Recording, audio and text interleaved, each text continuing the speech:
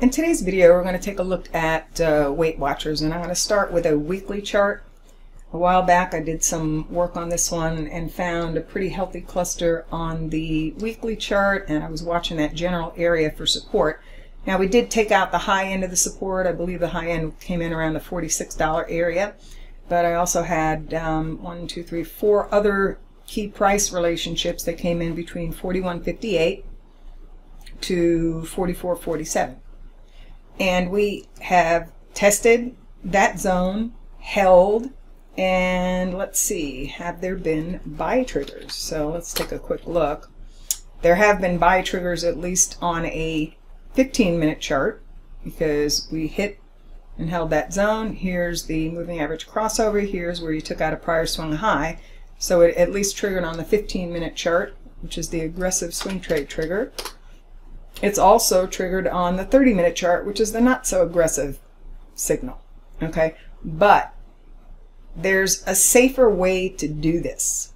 Now you have the choice of taking the buy entry against the support when it triggers, but there's something that you'll see when we look at the daily chart that's an area where you have to watch for a possible failure.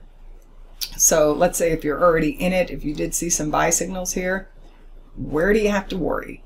Well, you go down to the daily chart, and this is obviously a totally different look. On this time frame chart, it's a very bearish chart of lower lows and lower highs here, right?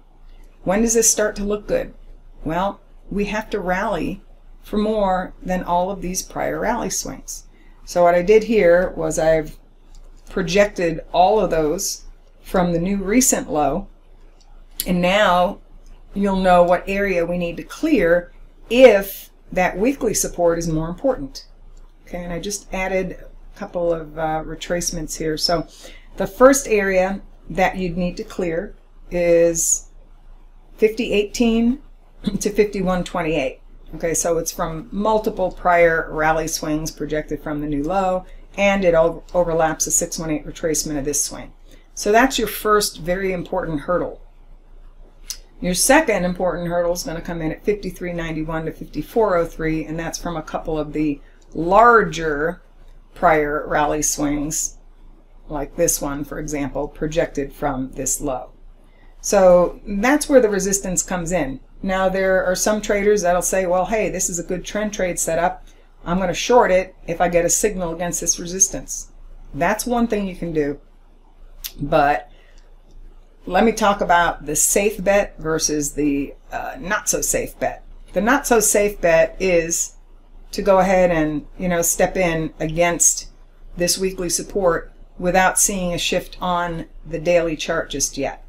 Okay, so if you bought it against this support, it triggered a while ago, could you have a break-even stop? Yeah, probably. That's what you're going to want to do, because it's in the position to still fail against that daily resistance. Now that's the less likely bet, but the better bet would be if you actually wait for a shift in pattern here.